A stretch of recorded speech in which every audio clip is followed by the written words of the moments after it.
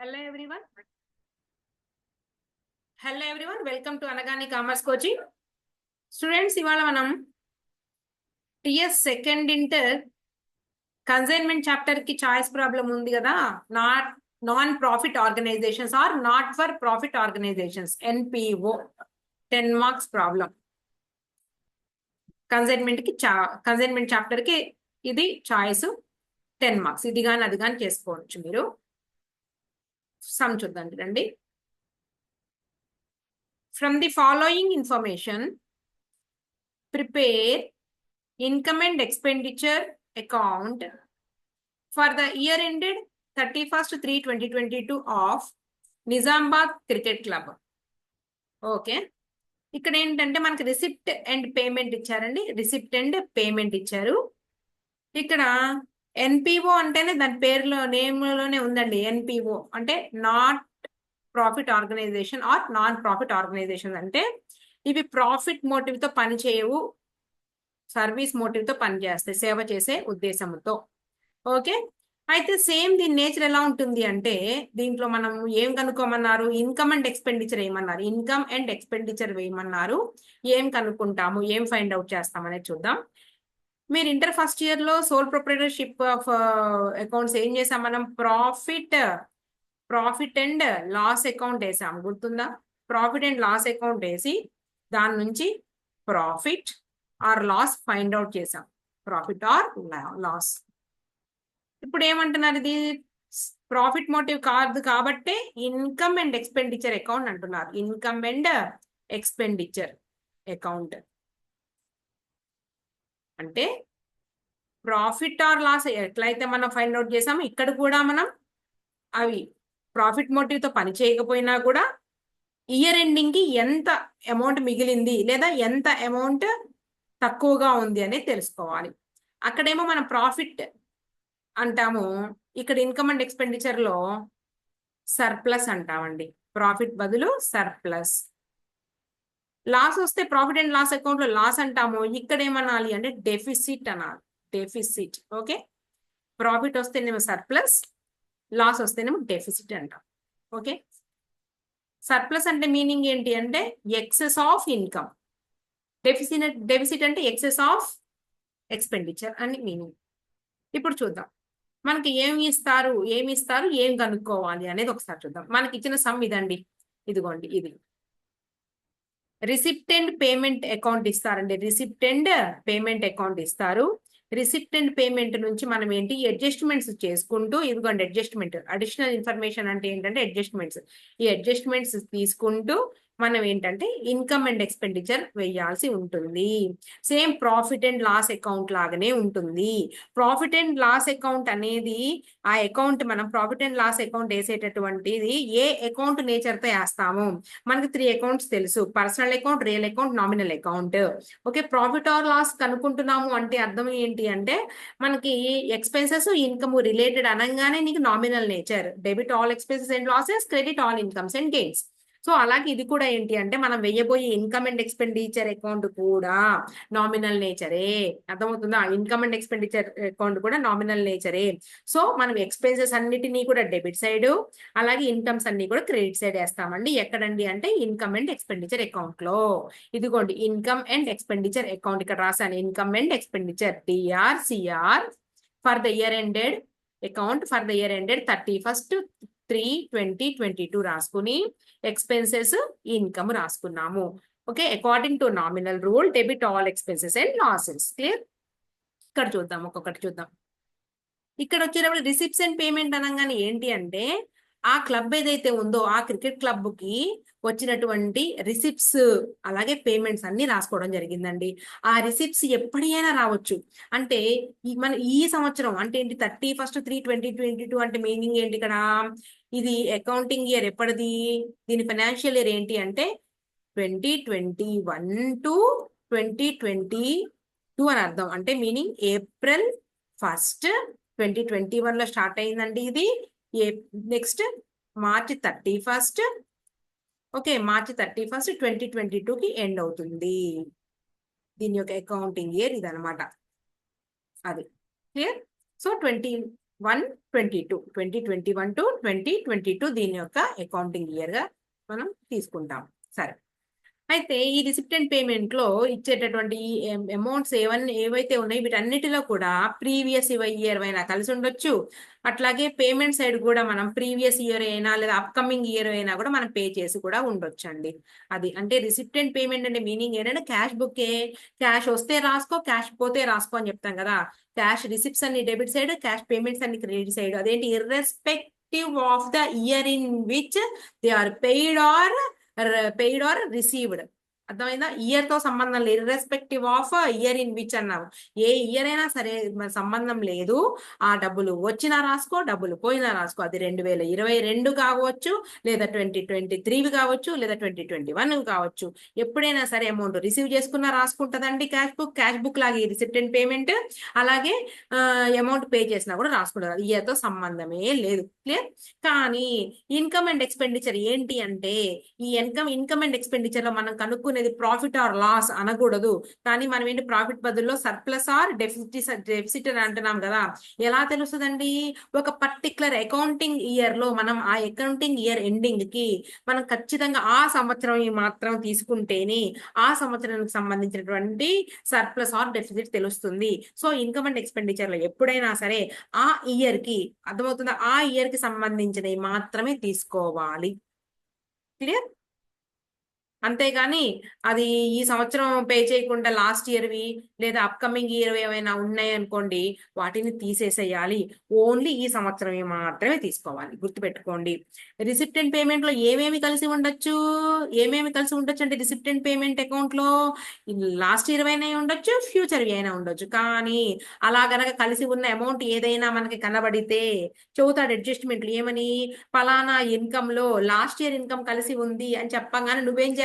Income and expenditure లో ఆ కలిసి ఉన్న ప్రీవియస్ ఇయర్ ది తీసేసి ఈ ఇయర్ ఇది మాత్రమే తీసుకోవాలి. క్లియర్? అదొకటి మీరు గుర్తుపెట్టుకోండి అంతే. ఈ ఇయర్ కి సంబంధించింది మాత్రమే తీసుకో. అది పే చెయ్యి, పే చేయకపో.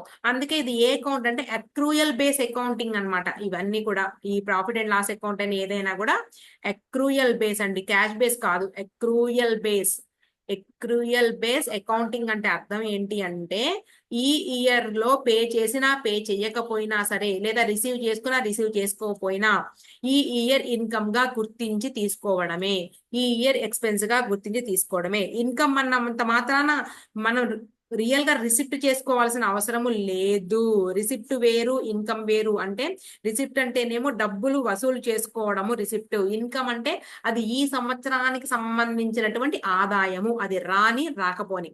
ఎక్స్పెన్స్ అయినా సరే గుర్తించని ఉంటారు, రికగ్నైజ్ చేయడం. ఎక్స్పెన్స్ అంటే ఏంటి? రికగ్నైజ్ చేస్తున్నారు, ఈ సంవత్సరం ఎక్స్పెన్స్ గా రికగ్నైజ్ చేశారు. అంతేగాని అది నిజంగా పే చేసినా పే చేయకపోయినా కూడా ఆ ఇయర్ ఎక్స్పెన్స్ తీసుకోవాలి అని ఇక్కడ మీనింగ్.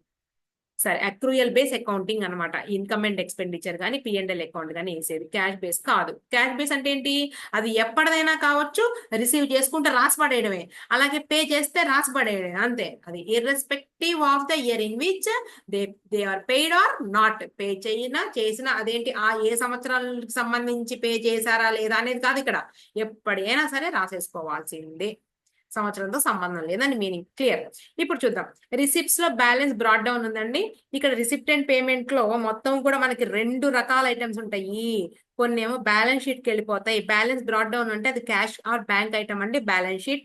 సబ్స్క్రిప్షన్స్ అంటే ఈ క్రికెట్ క్లబ్ లో ఎవరైతే సభ్యులుగా చేరారో వాళ్ళు ఇయర్లీ పే చేసే సంస్థకి, సంస్థ వసూలు చేసుకునేటటువంటి ఆదాయం అన్నమాట సబ్స్క్రిప్షన్ అంటే. ఎవరైతే ఆ దాంట్లో సభ్యులుగా జాయిన్ అయ్యారో వాళ్ళు ఇచ్చేటటువంటి సంస్థకి ఇన్కమ్. అది దీన్ని దేంట్లో రాస్తాము అంటే ఇన్కమ్ అండ్ ఎక్స్పెండిచర్ లో రాస్తాం. Income and expenditure. Next, tournament fund ఏదైనా సరేనండి, మనం ఎట్టి పరిస్థితుల్లో కూడా ఆ ఫండ్ వచ్చింది అంటే దానిని, ఆ ఫండ్ మళ్ళీ ఎప్పుడు రిలీజ్ చేస్తారు అంటే, అది దేనికోసం ఆ ఫండ్ వచ్చిందో దానికోసం రిలీజ్ చేస్తారు, దాకా అట్టి పెట్టాలి. కాబట్టి ఆ ఫండ్స్ అన్ని కూడా దాన్ని దాచిపెట్టాలి, అలాగా బ్యాలెన్స్ షీట్ లో వేసుకోవాలి. లెగసీస్ అంటే మీనింగ్ ఏంటంటే, వీలునామాలండి. ఇప్పుడు పిల్లలు లేరు, వాళ్ళు ఏంటంటే ఇలాగా కొన్ని ధర్మాదాయ సంస్థలు కానీ ఇట్లా ఏటికైనా క్లబ్స్ కానీ ఈ ఆటలకు సంబంధించిన వాటికి క్రికెట్ క్లబ్స్ కావచ్చు, లేదంటే అనాథ శరణాలయాలకు కానీ వాళ్ళ ఆస్తిని రాసేస్తా ఉంటారండి. వీలునామాలు అవి ఆస్తులు. బ్యాలెన్స్ షీట్ ఏం లేదు, రికరింగ్ మళ్ళా జరిగేవన్నిటినీ కూడా మనం ఏం చేస్తాము అంటే ప్రాఫిట్ ఇన్కమ్ అండ్ ఎక్స్పెండిచర్ వేసేస్తాం. రిపిటేటివ్ గా జరిగేవి ఎంట్రన్స్ ఫీజు, దీని మీద రెండు రకాల అభిప్రాయాలు ఉన్నాయి. సంస్థ అనుకుంటుంది ఏమని, ఒక సభ్యుడు ఏమనుకుంటున్నాడు, ఆ క్లబ్ లో చేరే ఒక సభ్యుడు ఏమనుకుంటాడంటే నేను సంవత్సరానికి ఒకదేంటి ఎంట్రన్స్ ఫీజు అంటే నా జీవితంలో నేను ఒక్కసారే కదా జాయిన్ అవుతున్నాను, ఒక ఎంట్రన్స్ ఫీజు అంటే ఎంటర్ అయ్యేటప్పుడే కాబట్టి నేను ఒక్కసారే కాబట్టి దానిని ఏంటి క్యాపిటల్ నేచర్ గా దాన్ని ట్రీట్ చేసుకుని బ్యాలెన్స్ షీట్ కి తీసుకెళ్ళమని ఒక అభిప్రాయం. ఇంకో ఒపీనియన్ ఏముందంటే ది ఎంట్రన్స్ ఫీజుని సంస్థ ఏమనుకుంటుందంటే అలాంటి సభ్యులు చాలా మంది ఉంటారు కాబట్టి వాళ్ళ నుంచి వచ్చేటటువంటి ఇన్కమ్ కాబట్టి దాన్ని రిపిటేటివ్ గా వస్తుంది కాబట్టి దీన్ని ఇన్కమ్ అండ్ ఎక్స్పెండిచర్ లో వేయాలనేసి సంస్థ ట్రీట్ చేస్తుంది. నేను మాత్రం దీనిని ఇన్కమ్ అండ్ ఎక్స్పెండిచర్ గానే ట్రీట్ చేస్తాను. కొంతమంది చెప్తారు ఏమనంటే అమౌంట్ చిన్నగా ఉంటే ఇన్కమ్ అండ్ ఎక్స్పెండిచర్ లో వేయండి, అమౌంట్ పెద్దదైతే గనక తీసుకెళ్లి బ్యాలెన్స్ షీట్ లో వేయండి అని చెప్తారు. సరే, నా దృష్టిలో ఇది నేను చిన్నదాని కనుక పరిగణిస్తున్నా. Next donation for ground. Ground అంటే ఏంటి, ఆ గ్రౌండ్ కొనడానికో లేదా గ్రౌండ్ మెయింటెనెన్స్ కోసం కానివ్వండి డొనేషన్ ఇచ్చారండి, విరాళాలు ఇచ్చారు. అలాంటి విరాళాలను ఏమంటారంటే డొనేషన్స్, స్పెసిఫిక్ డొనేషన్స్ అంటారు. డొనేషన్స్ 2 టైప్స్ అండి, థియరీలో వస్తుంది. ఒకటేంటి జనరల్ డొనేషన్, రెండోది స్పెసిఫిక్ డొనేషన్. జనరల్ డొనేషన్ అంటేనేమో జనరల్ గా మామూలు డొనేషన్ అనేస్తారు అంతే. ఆ డొనేషన్ ని దేనికైనా యూజ్ చేయొచ్చు సంస్థ. కానీ స్పెసిఫిక్ డొనేషన్ ఏదైతే ఉందో దాన్ని ఖచ్చితంగా ఆ పని కోసమే వాడాలి. అంటే ఏంటి, ఆ గ్రౌండ్ కోసమే వాడాల్సినటువంటి డొనేషన్ ని స్పెసిఫిక్ డొనేషన్ అంటారు. ఇక్కడ ఏమంటారంటే డొనేషన్ ఫర్ గ్రౌండ్ అన్నారు. సరే, ఏ డొనేషన్ అయినా కానివ్వండి మనం ఏంటంటే balance sheet. Next sale of grass. Sale of grass అనగానే మనం ఏంటి అంటే గ్రౌండ్ లో గ్రాస్ పెరుగుతూ ఉంటది, దానిని అమ్మేస్తా ఉన్నారంట. సో మనకి రికరింగ్ నేచర్ కాబట్టి ఇన్కమ్ అండ్ ఎక్స్పెండిచర్. నెక్స్ట్ ఇవల్ల కూడా ఏంటి రిసిప్ట్స్ కదండి, ఇన్కమ్ కింద తీసుకుంటాము, ఇన్కమ్ కాలం లో రాసుకుంటాము. శాలరీస్ వచ్చేటప్పటికి మనకి recurring nature income and expenditure account కి వస్తుంది. Ground moving machine balance sheet. Rent income and expenditure. Motor car మళ్ళీ ఇది కూడా బ్యాలెన్స్ షీట్. టోర్నమెంట్ ఫండ్, ఏ ఫండ్ అయినా సరే, టోర్నమెంట్ ఫండ్ కాదండి, ఇది రాంగ్ రాసాం. టోర్నమెంట్ ఎక్స్పెన్సెస్ ని టోర్నమెంట్ ఫండ్ క్రియేట్ చేసి ఉంది కాబట్టి, ఇక్కడ రాసుకుని ఉంది కాబట్టి, ఫండ్ వచ్చింది కాబట్టి మనం బ్యాలెన్స్ షీట్ లో ఆ ఫండ్ నుంచి ఈ ఎక్స్పెన్సెస్ ని లెస్ చేసి చూపిస్తాము. సో మనం ఇక్కడ తీసుకోవద్దు, వదిలేసేయండి, బ్యాలెన్స్ షీట్ ఐటమ్ ఇది కూడా. నెక్స్ట్ ఆఫీస్ ఎక్స్పెన్సెస్ తీసుకుంటాము. పర్చేస్ ఆఫ్ స్పోర్ట్స్ మెటీరియల్ అంటే ఆట కోసం బ్యాట్స్ కావచ్చండి, ఇంకా వాటి ఏమంటారు కదా వికెట్లు, 3 వికెట్లు అని లేదా నెట్స్ అని ఏమన్నా ఉంటాయి కదా, ఆ ఎక్విప్మెంట్ ఏదైతే ఉందో అవన్నీ కూడా ఇది రికరింగ్ నేచర్ ఏం కాదండి. వాటిని ఆట ఆడుకోగానే మళ్ళీ తీసుకుని దాచిపెట్టేస్తారు, మళ్ళీ నెక్స్ట్ ఆటకి మళ్ళీ తీస్తారు కాబట్టి ఇది కూడా బ్యాలెన్స్ షీట్ ఐటమే. Next balance carried down. ఇది ఏంటి అంటే closing bank or cash balance కాబట్టి బ్యాలెన్స్ షీట్ ఐటమ్ ఇక్కడ తీసుకోకూడదు. సో మనల్ని అడిగింది ఏంటంటే ఓన్లీ ఇన్కమ్ అండ్ ఎక్స్పెండిచర్ అడిగారు, బ్యాలెన్స్ షీట్ అడగలేదు కాబట్టి మనము ఇన్కమ్ అండ్ ఎక్స్పెండిచర్ కావాల్సినవి తీసుకుందాము. నెక్స్ట్ అడిషనల్ ఇన్ఫర్మేషన్ కూడా ఉంది ఇక్కడ. ఏంటి అంటే సబ్స్క్రిప్షన్ ఒకదానికండి. నెక్స్ట్ అవుట్ స్టాండింగ్ సబ్స్క్రిప్షన్స్ అంటే సబ్స్క్రిప్షన్ సంబంధించి 2 అడ్జస్ట్మెంట్స్ ఉన్నాయి. తర్వాత ప్రొవైడింగ్ డిప్రిసియేషన్, మనం ప్రాఫిట్ అండ్ లాస్ అకౌంట్ లో ఎలా చేస్తాం అలాగే ఇక్కడ కూడా. నెక్స్ట్ అవుట్ స్టాండింగ్ శాలరీస్, ఇది కూడా ప్రాఫిట్ అండ్ లాస్ అకౌంట్ లో చేసినట్లే చేస్తాము. సరే, ఇప్పుడు మనం చూద్దాం ఒక్కొక్కటి కూడా. Balance brought down, balance sheet తీసుకోవద్దండి, సబ్స్క్రిప్షన్స్ తీసుకోవాలి. రిసిప్ట్ అండి, రిసిప్ట్ అనగానే మన ఇన్కమ్ 27,000 రూపీస్. ఇటు సైడ్ అండి నామినల్ నేచర్ ప్రకారంగా debit all expenses and losses, credit all incomes and gains. By subscriptions adjustments ఉంది దీనికి. బై సబ్స్క్రిప్షన్స్ మొత్తం మనకి రిసిప్ట్ 27,000. ఈ 27,000 మొత్తం కూడా ఈ ఇయర్ దా కాదా మనకు కొంచెం డౌట్ ఉంది ఇక్కడ, ఎందుకంటే అడ్జస్ట్మెంట్ చెప్పారు. సబ్స్క్రిప్షన్స్ రిసీవ్డ్ ఇంక్లూడెడ్ అంటే సబ్స్క్రిప్షన్స్ రిసీవ్ చేసుకున్నామండి.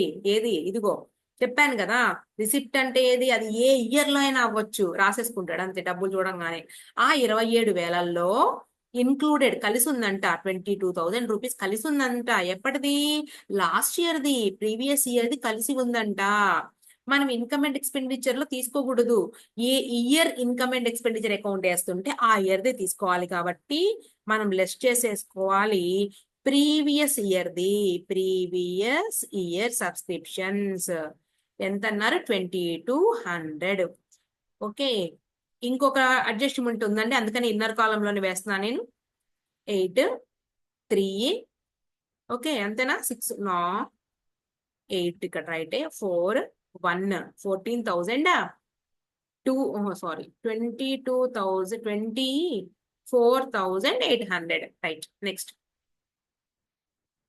సబ్స్క్రిప్షన్స్ అయిపోయింది కదా. ఇంకోటి out standing subscriptions 1000 rupees.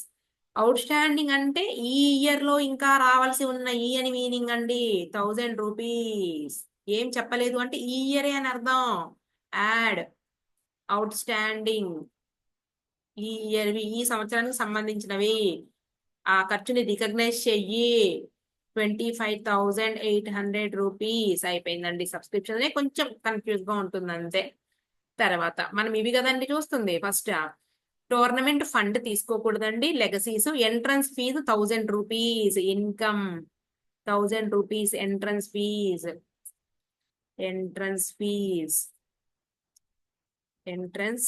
Fee 1000 rupees. Next చూడు,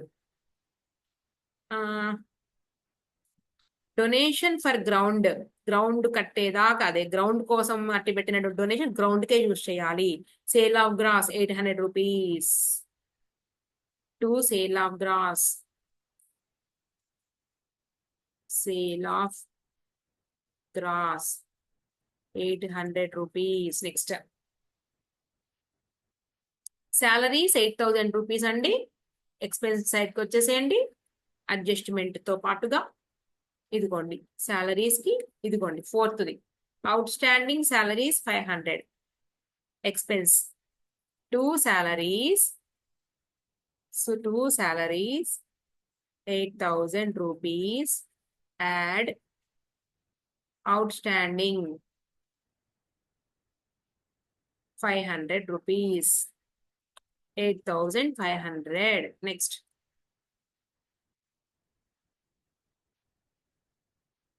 ground moving machine balance sheet, machinery కాబట్టి అసెట్. రెంట్ తీసుకుందామండి 1800, అడ్జస్ట్మెంట్ కూడా ఏం లేదు. Rent 1800 to rent 1800. Next motor car balance sheet, tournament expenses ని ఫండ్ నుంచి తీసేసేయండి. ఆఫీస్ ఎక్స్పెన్స్ 9,000 రూపీస్, ఆఫీస్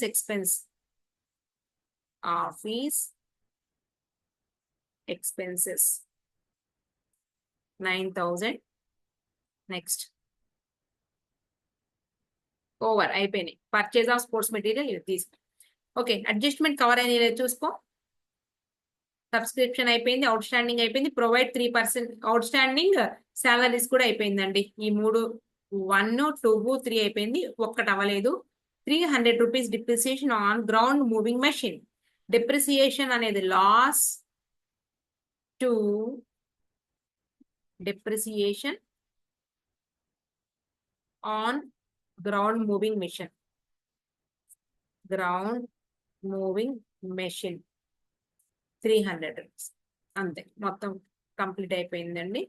ఒకసారి చూద్దాము ఏమైనా ఉన్నాయా అంటే లేవు. ఇంకా సేల్ ఆఫ్ గ్రాస్ కూడా మొత్తం అయిపోయినాయి.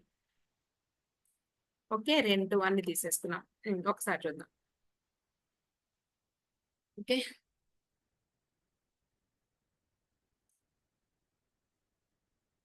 Okay right. డెబిట్ ఎక్కువ ఏముందా, 20,006,1,7 27,600 27,600. ఇవి మొత్తం యాడ్ చేస్తే 8,500 1,800 9,300 రూపీస్. 0,0,6,1,9,10,19,600 27,600 minus 19,600 0,008. ఓకే, 18,000 8,000 8,000 అంతేనా 8,000 రూపీస్ 8,000 రూపీస్. దీన్ని ఏమనాలి అంటే profit or loss account net profit అనకూడదు, సర్ప్లస్ అనండి. To surplus